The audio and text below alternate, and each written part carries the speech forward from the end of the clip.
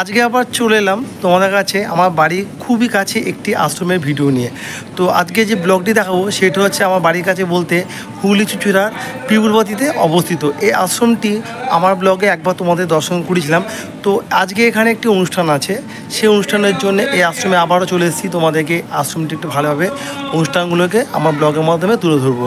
তো এই আশ্রমটির নাম হচ্ছে শ্রী শ্রী মাধবানন্দ গিরি আশ্রম, অর্থাৎ তোমরা বলতে পারো মৌন বাবার আশ্রম। তো এই আশ্রমে কীভাবে আসবে, তোমরা এখানে কোনো ভোগের ব্যবস্থা আছে কি না, যাত্রী নিবাসের ব্যবস্থা আছে কি না, সব কিছু তোমরা আমার ব্লগের মাধ্যমে জানতে পারবে।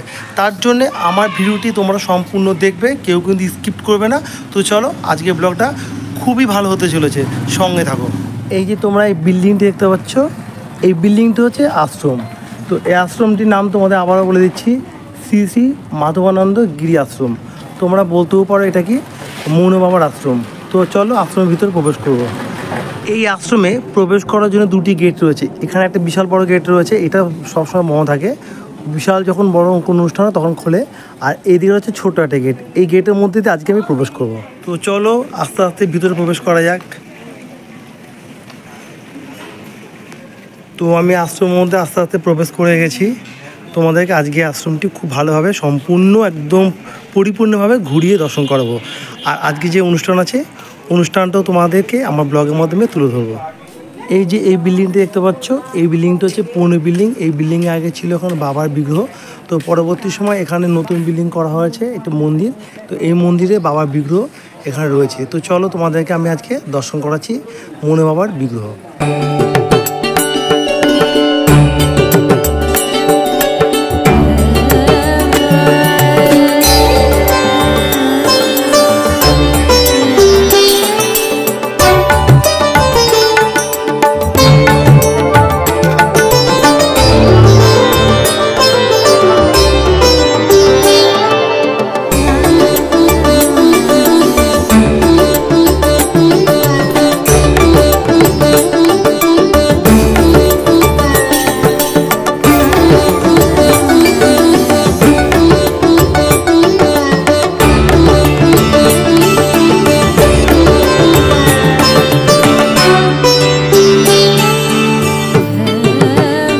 তো এখন আমি এই মৌন বাবার দর্শন করে আমি তোমাদেরকে পুরনো বিল্ডিংয়ের দিকে নিয়ে যাব, যেখানে আগে ওনার বিগ্রহ ছিল। তো চলো তোমাদেরকে আজকে পুরনো বিল্ডিংটা ঘুরে দর্শন করো।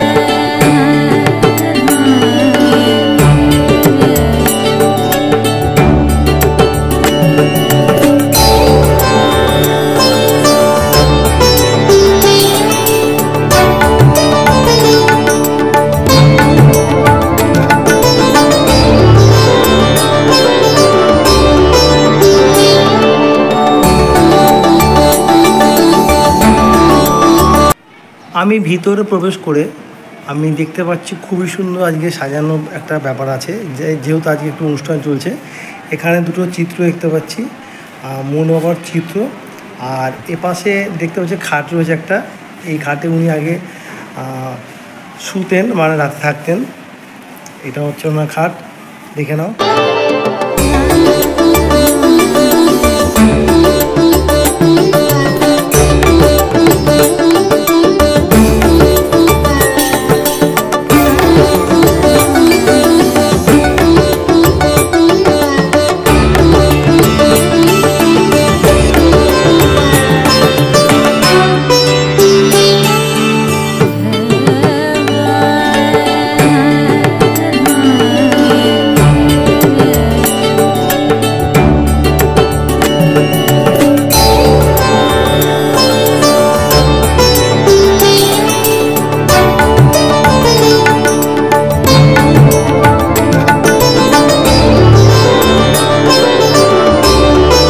তোমাদেরকে যে এই বিল্ডিংটি দেখাচ্ছি, এই বিল্ডিংটি হচ্ছে এই আশ্রমের স্কুল।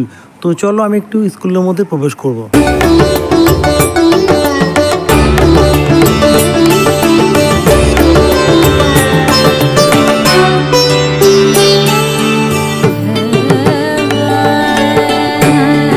তো আজকে এই আশ্রমে অনুষ্ঠান পারপাসের জন্য স্কুল বন্ধ আছে। আর আমি একটু ভিতরের দিকে যাব। আজকে যেহেতু অনুষ্ঠান আছে এখানে মধ্যাহ্নে সমস্ত ভক্তগণদের জন্যে, ভোগের ব্যবস্থা আছে। তো তোমাদেরকে একটুখানি ভোগের ব্যবস্থা যে আছে রান্না হচ্ছে সে তোমার দেখাবো। তো ভক্তদের জন্যে মহাভোগ প্রসাদের প্রস্তুতি চলছে এবং অলরেডি রান্না শুরু হয়ে গেছে। তো কী কী এখানে ভোগের প্রসাদে আছে তোমাদেরকে আমি আমার একটু দেখাবো ভিডিওর মাধ্যমে। তো চলো আমি দেখে নেবো এখানে কি রান্না হচ্ছে। তো এসে গেছি, এখানে হচ্ছে খিচুড়ি হচ্ছে। এটা গোবিন্দভোগ চালে খিচুড়ি, তাই তো? আচ্ছা, এখানে গোবিন্দভোগ চালে খিচুড়ি হচ্ছে, দেখে নাও। অলরেডি এক বড় একটা ডেচকি তো হয়ে গেছে, আর এইদিকেও এক কাকা করছে। প্রচুর এখানে রান্না হচ্ছে আজকে, যেহেতু আজকে অনেক ভক্তরা এখানে আগে মহাভোগ প্রসাদ গ্রহণ করবে, সেই জন্যে।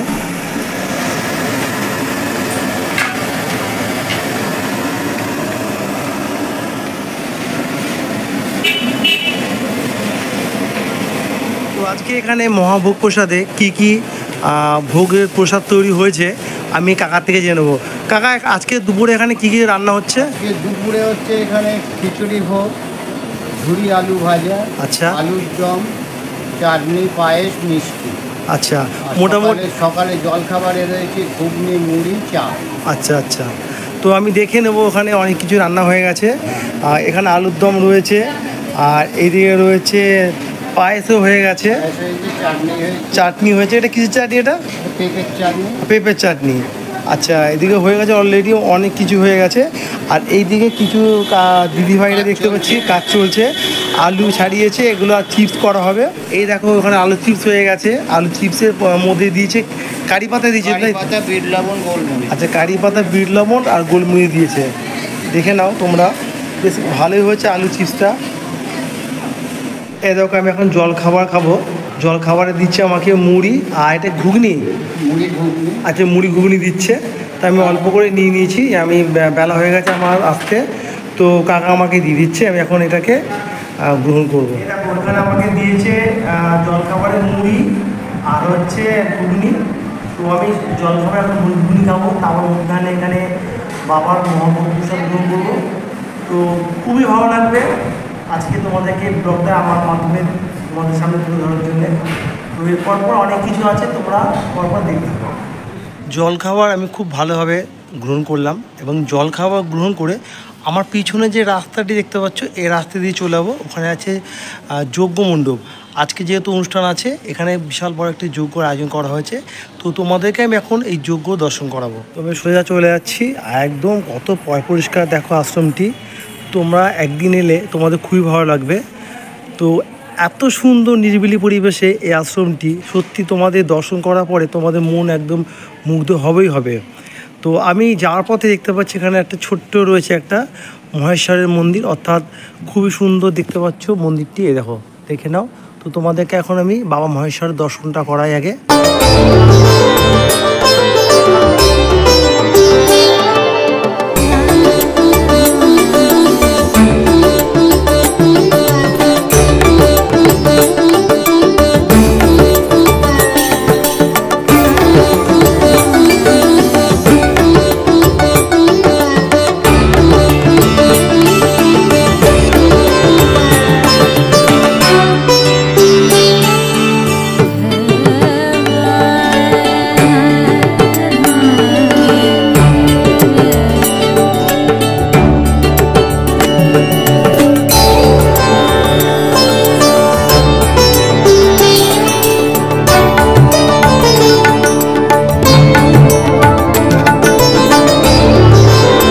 তো আমি বাবার দর্শন করে আমি সোজা চলে যাচ্ছি।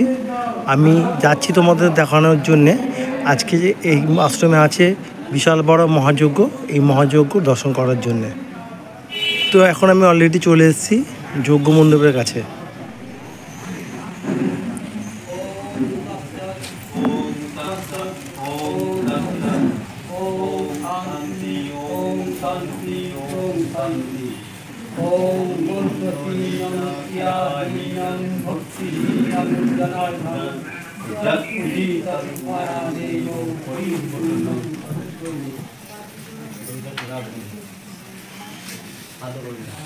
অভিজিৎ এখানে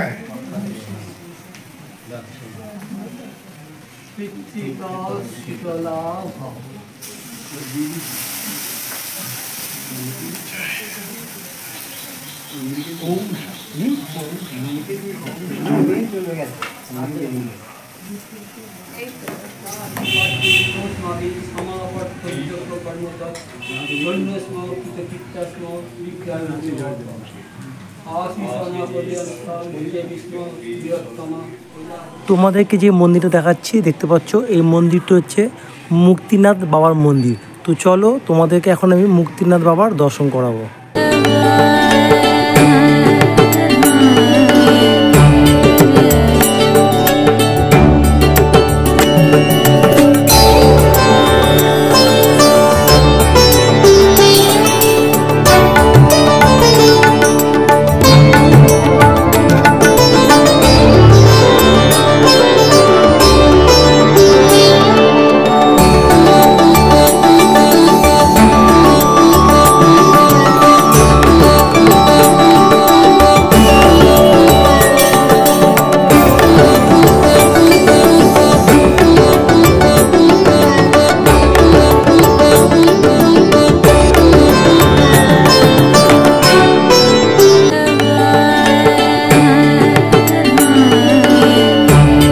আর এই আশ্রমের মধ্যে রয়েছে একটি বিশাল বড় পুকুর।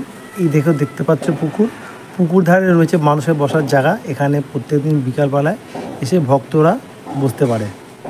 এই যে তোমাদের বিল্ডিংটা দেখাচ্ছি, এই বিল্ডিংটা হচ্ছে একটা ছোট্ট একটা বিল্ডিং স্কুলের। এখানে হয় শ্রী শ্রী মাধবানন্দ গিরি আশ্রমের বাচ্চারা স্কুল আছে, যে স্কুলে computer centre.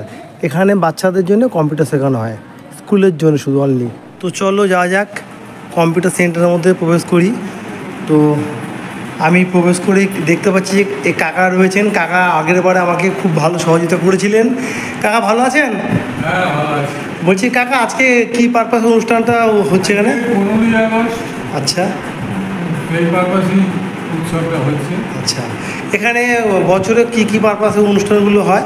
Guru Purnima, 15ই August বা 12ই মার্চ, 26শে জানুয়ারি, আচ্ছা, আর প্রত্যেক মাসের ফার্স্ট সানডে, প্রত্যেক মাসে প্রথম রোববার, তাই তো? আচ্ছা, এখানে অনুষ্ঠান হয়। আমি যে কোনো আশ্রম বা মন্দির মঠে যেখানে যাই, আমি দেখানোর চেষ্টা করি সেই সব জায়গাতে কি কি ফেসিলিটি আছে। তো এই আশ্রমের ফেসিলিটি বলতে বিশেষ কিছু সেরকম ফেসিলিটি নেই। তো তোমাদের বলেই দিল কাকা যে কী কী ফেসিলিটি আছে এখানে ভোগ ব্যবস্থার জন্যে। তো আরেকটা বড় ফেসিলিটি আছে, যে সমস্ত মহিলারা যদি কোনো আশ্রম বা কোথাও মন্দির মঠে যাও, তা আমি তাদের জন্য তুলে ধরার চেষ্টা করি যেখানে কোনো লেডিসদের জন্যে মাস্ট ওটা বলার দরকার যে কোনো টয়লেটের ব্যবস্থা আছে কি না। তো আমার পিছনে এই যে রাস্তা দেখতে পাচ্ছ, এই রাস্তা ধরে সোজা চলে গেলে ওখানে লেডিসদের জন্য এবং জেন্টসদের জন্য টয়লেট ব্যবস্থা আছে। এই যে তোমরা মন্দির দেখতে পাচ্ছ, মুক্তিনাথ মন্দির, মন্দিরের পাশ দিয়ে যে রাস্তা চলে গেছে তোমাদের আগেই দেখালাম, এই রাস্তা ধরে সোজা গিয়েই পেয়ে যাবে তোমরা একদম টয়লেট। এই যে আমি যাচ্ছি সোজা, তো এই রাস্তা ধরে সোজা চলে এলাম। এসে দেখতে পাচ্ছ ওখানে ব্যবস্থা রয়েছে, এখানে লেডিস এবং জেন্টসদের জন্য ব্যবস্থা রয়েছে। তো কোনো রকম সমস্যা হবে না। আর সামনে রয়েছে খুব সুন্দর ছোট্ট একটি বাগান।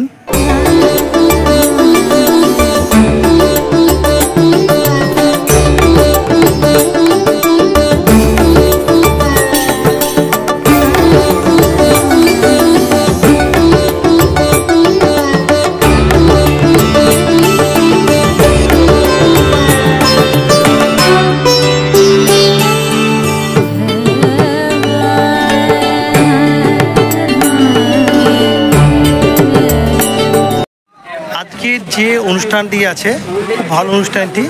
এই অনুষ্ঠানে আজকে মধ্যাহ্নে সমস্ত ভক্তদের জন্য মহাভোগ প্রসাদের ব্যবস্থা করেছেন। তো তোমাদেরকে আগেই বলে দিলাম। তো এখন মহাভোগ প্রসাদের ব্যবস্থা যেগুলো করেছেন তোমাদেরকে আমি দেখাবো, চলো। এই যে এই বিল্ডিংটি দেখতে পাচ্ছ, এই বিল্ডিংয়ের মধ্যে আমি এখন প্রবেশ করব। এখানে এখন মহাভোগ প্রসাদের জন্য ব্যবস্থা করছেন, অনেক কিছু আছে এখানে আজকে। তো চলো, তোমাদেরকে খুব ভালো লাগবে আজকে তোমাদের এত সুন্দর এই ব্লগটি দেখাতে পেরে। তো তোমরা দেখতেই পাচ্ছ কোনো সমস্ত ভক্তরা বসে পড়েছেন মহাভোগ প্রসাদ গ্রহণের জন্যে। তো একটু পরেই চালু হবে, মহাভোগ প্রসাদ বিতরণ করার জন্যে প্রস্তুতি চলছে।